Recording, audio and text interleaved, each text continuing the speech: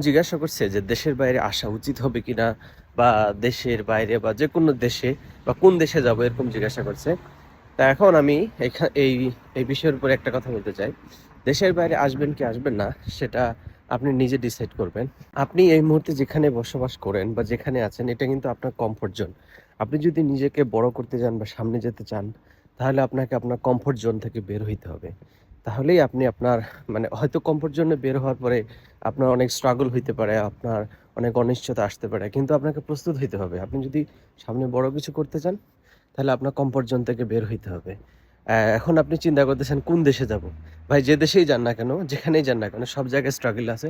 ১ম স্টার্টিংটাই হচ্ছে সবার জন্য কঠিন হয়। পরে আস্তে, আস্তে সবকিছু ঠিক হয়। কিন্তু কমফোর্ট জোন থেকে বের হইতে হবে।